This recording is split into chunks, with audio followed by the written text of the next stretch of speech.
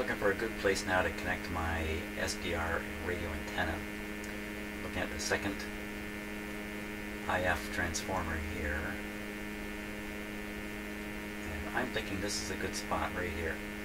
Just above the 47K. This capacitor here that's trying to do something. I don't know for sure what this one's doing. I mean, they want to drain any RF out of this line before it gets all the way to the volume control, but I think this is the guy that does most of the draining here.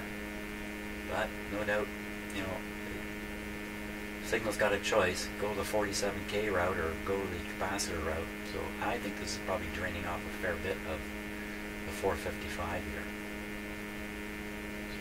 Really, getting it on the top here would be better. But the top goes down to this tube, which is rectifying. Am I seeing this right? Yeah, it's going to these two little plates in the tube down here. So we're liable to see some kind of chopped off thing if we look here, although I could pull the 6AV6 out. That would silence the radio and shut off any signal flow through the tube here, but that might disturb this whole thing at the same time. Well, experimenting is a good way to go. All I got to do is get on pin 5 or 6 of the 6AV6 and I'm on the top of this transformer. 6AV6, so we'll start there. 6AV6. Okay, 6AV6 is up in here. And I want to get on pin 5 or 6. They're really accessible here. 1, 2, 3, 4, 5, and 6. You can see they're joined together, just like the schematic. I'm going to stick on this capacitor here. We'll keep the radio running this time so I can hear what's happening. Just try not to become part of the radio here.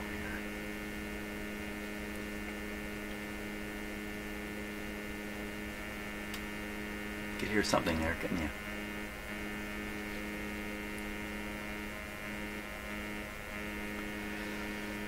Now there's some level of signal on the end of this. You know, I don't know how much. I don't really care to feed a ton of stuff into the front end of my SDR antenna. So let's take a look at the SDR at this point.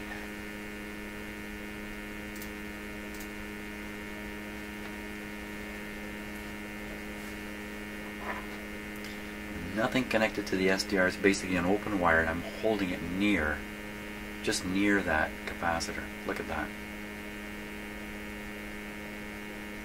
Wow. Okay, let me show you what I'm doing, because this is working much better than I expected. You never know. Okay, now, so this is just the open end of the SDR antenna. Right, just wide open. Now the capacitor you can see sticking out here into space. I'm just going to put these near each other. And voila! How about that? That's pretty good. I don't want it so floppy and loose here. I need it to be fixed in place a little bit. Somewhere I must have a lonely clip lead. Show me a lonely clip lead, somebody, anybody. No lonely clip lead. Okay, I gotta fix that in place somehow. Turns out I got a piece of tape right here. I'm just gonna tape it on there. Kind of a crazy arrangement, but it's working.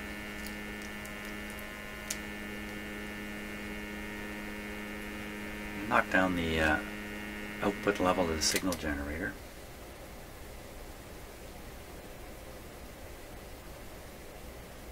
That's great.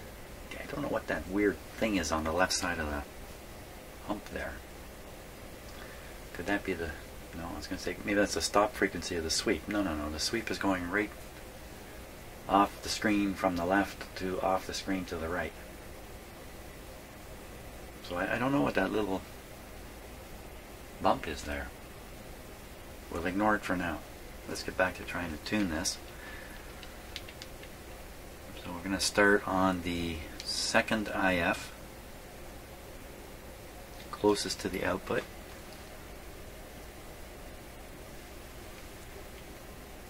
Inboard.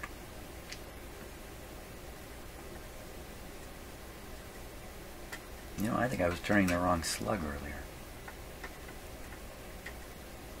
After all that figuring out. Get on there. Okay, here we go. I'm going to break the paint. There it goes. Didn't take much. Turning this. It's going down. Going up. Going to the left. Going to the right, and then starting down. Okay. The other one is back here. Okay. I don't expect these to be totally terrible. They're painted in place. Okay, here we go. Break the paint. Going down.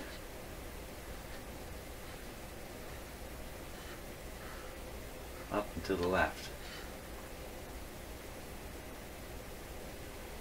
I'm just trying to get this guy to center right on 455. So what I'm going to do is I'm going to shrink the screen here on the SDR and make the peak appear more sharp. We'll shrink it some more.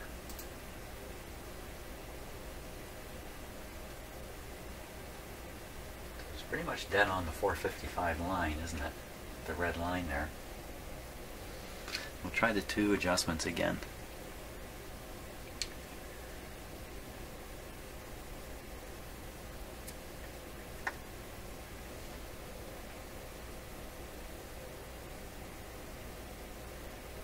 Turning one, it's going to the right.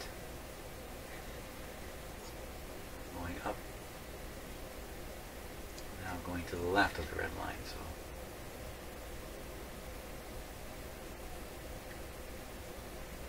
that looks pretty good. I think that's it.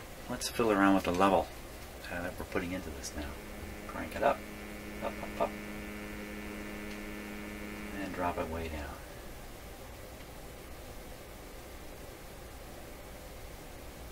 Back up.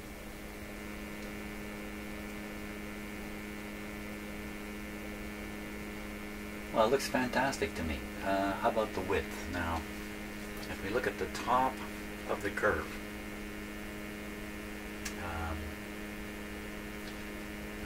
my scale here is 5 dB per division. If you go from the top of the curve down 3 dB, you're hardly going anywhere on here. Interesting enough. See, let's set the bandwidth is currently set, you can see it over here on the left side, to 3510. Just got there on its own. Let's take it up to 5000. All this is doing is affecting the size of this gray area here. See the gray around the red? That's showing the bandwidth setting. So I'm going to expand this again. Okay, that's good enough. Now, the question is, when you go out to the, when you move down the curve a distance of 3 decibels, or you move down the curve until you see 3 dB less. And you know what? That's right at the edge of the gray zone. So I would say everything that's within the bandwidth, the plus minus 5 kilocycles, or the 10 kilocycle bandwidth I've got it set to here, that curve is only a couple dB off. It rolls off. Perfect. I think it's perfect. That's what I would say. I would say perfect. I don't think there's any more we can do to this. I mean, it was barely off if it was off at all. Great. Okay, so that would be the AM-IF. Now, should we go ahead and do the FM-IF? Why would we not? Why would we not? Is not everything set up here? I just have to change the sweep frequency to 10.7, around 10.7. And we do the same thing on the FM side right now. Everything left alone otherwise. Let's give it a go. Let's give it a go. I'll get things set up here. Okay, so now we're using a FM signal simulator. Puts out a signal at 100 megahertz. We're going to receive it right on the antenna, let the front end of the radio do its thing, and then we'll see what's happening at the far end of the IF using the pickup coil held near one of the IF transformers. That's the theory. This is doing nothing now because we're feeding the signal right into the antenna. Let's tune the guy in. It's around 100.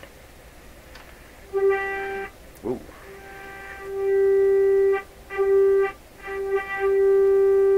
That's plenty strong. Okay, so my... Oh, that's an interesting looking display, isn't it? Very interesting. I'm going to see now. I've got the signal generator connected directly to the antenna. You can almost see it here. I'm just going to try to loosen that up a bit because I think it's a little strong. Flying wire.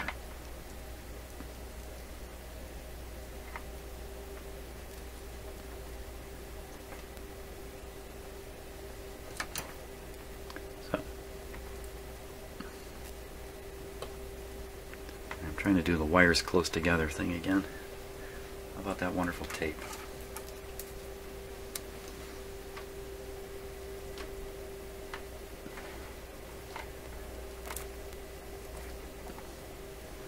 Okay, so I've got the antenna lead and the output lead from the signal generator close together now. They're not actually touching. And look at that, we got an interesting display. Now, let me tune the radio.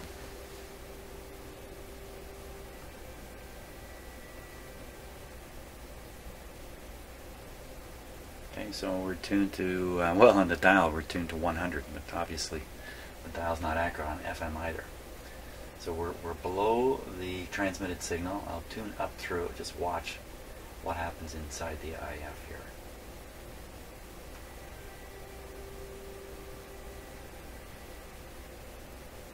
Yeah, it looked pretty good. Interesting, you get sort of a history display on the waterfall. I can slow the waterfall down a little bit, I think. And there, speed control here. There we are, speed. Slow it down. Let's tune back through it again, top to bottom this time. As soon as I figure out what I'm doing, here we are.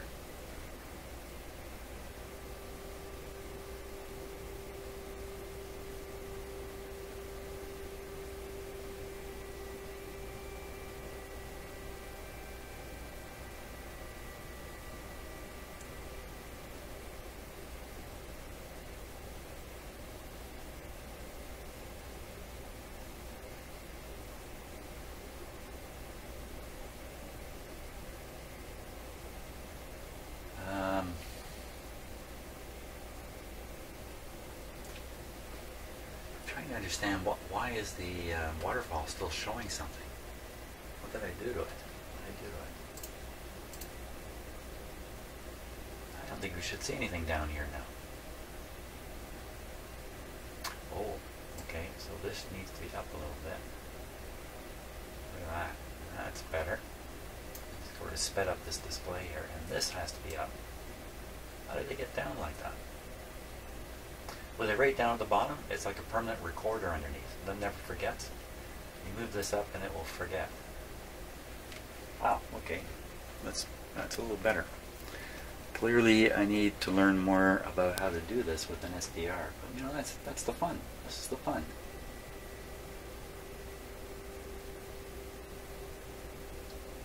Wow, that's really interesting. So I can see it all the way up to 11K pretty well. Let's go back a bit. There. See, it's just 10.9. You can just see it there. You can see it on the waterfall slightly.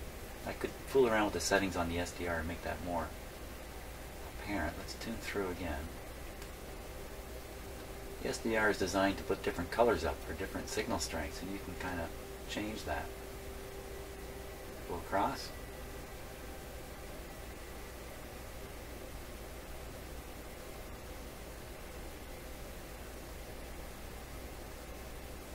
It's pretty cool. Let's go in the middle now. Now, there is a tone. So I can stop right in the middle. There we are, tuned pretty much bang on. Now we don't know the IF is really at 10. Well, we do. Look, the IF 10.7. It's what? I don't know. Careful. Getting late in the morning here. Gotta be careful, Jim. Okay. I'm feeding in a 400 hertz signal. You can hear it in the speaker. Let's change it to 1,000. Turn up a little bit. Change it to 1,000.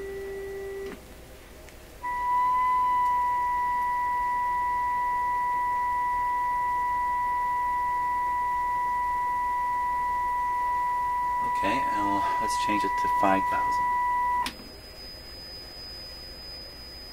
Now, there's a lot of SDR stuff going on here. What you're seeing, you know, we can't ignore the fact that the SDR has processing issues,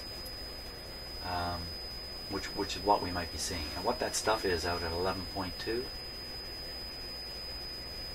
got me. I don't know what that would be. If you look way over to the right, just at the edge of the screen on the right, there's something happening there too, of some sort. On the left also. Well, those could be SDR effects. So what is this telling us now? Yeah, I'm asking you. What? You know, that's 19 kilohertz.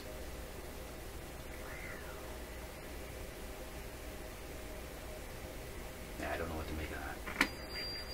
5,004. Now the volume you hear is based on how far the FM signal is being modulated, how far off of 100 megahertz, or in the end 10.7. So let's fiddle with that a little bit. Lower the modulation. You can see the signal starting to kind of collapse. Oh, look. We're not right on 10.7. Essentially no modulation now. I think if I tune the radio, I'll stick that right on 10.7. This is what you do when you're tuning a radio and you're listening to it. You're actually trying to do this. So it's right on 10.7, and if I increase the modulation factor again,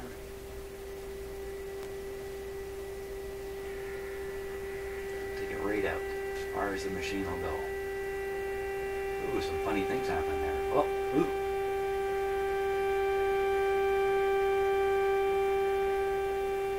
And back in.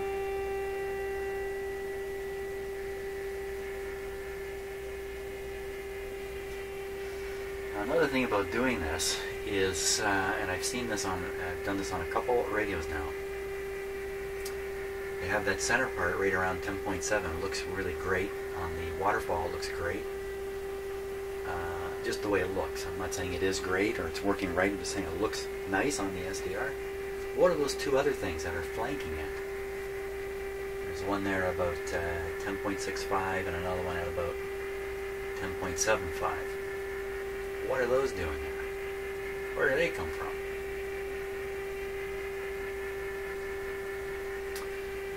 Now, these radios are designed for, the FM system is designed for a maximum of 75 kilohertz of deviation off of the center. So it's 150 kilohertz total bandwidth, if you like, being sent at the radio when the music's allowed. So I can set my signal generator to 75. So that should be the maximum signal that comes into the radio.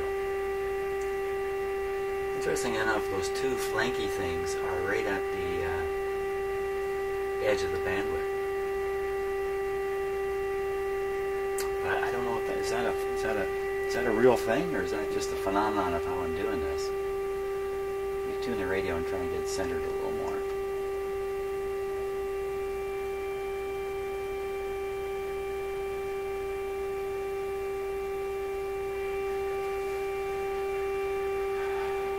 Okay, what am I achieving here?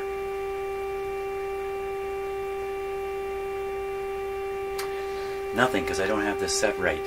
I'm achieving nothing. Let's set it right. I'll put it into sweep mode. Okay, now it's in sweep mode, and now I can adjust the sweep. It's going to sound like a hum. Ooh, see there. Now we've got what we want.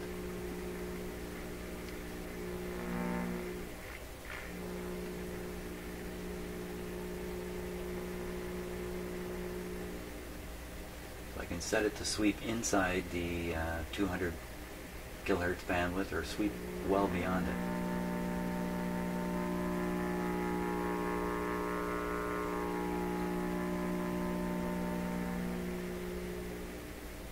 You can see the edges of the sweep there coming in.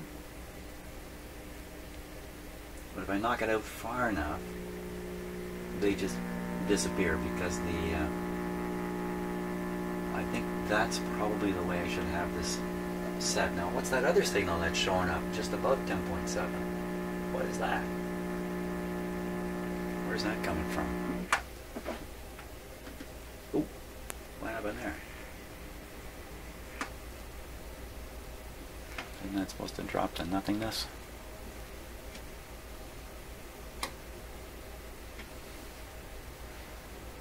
Let's turn up the radio.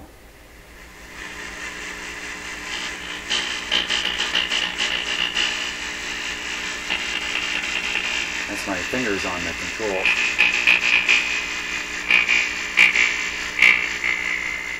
A little Star Trek-ish. Okay. Rather than tune the radio, I'll tune the... Oh, even that's even harder to see. Oh my gosh, what's all that stuff? What's going on there? What is happening? Going back and forth here.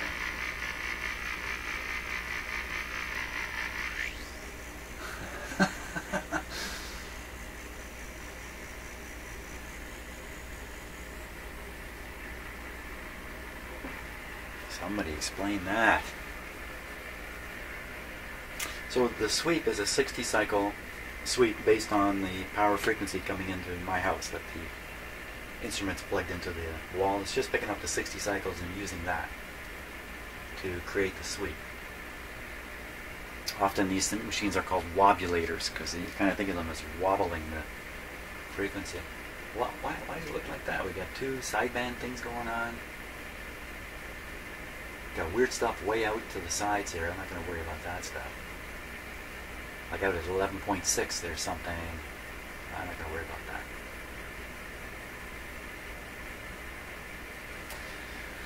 Okay, so I've increased the deviation, set to 0 right now.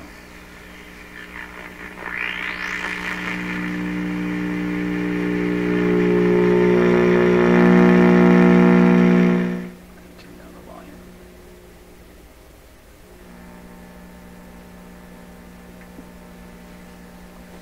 I would guess that that's a satisfactory signal to attempt to align.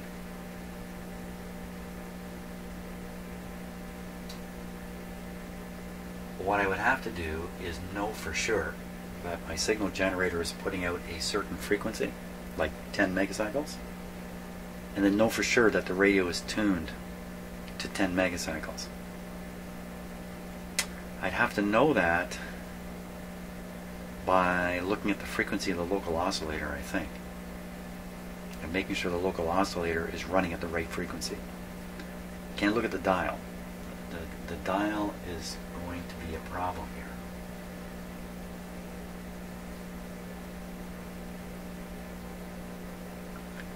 Well, I see by the clock on the wall that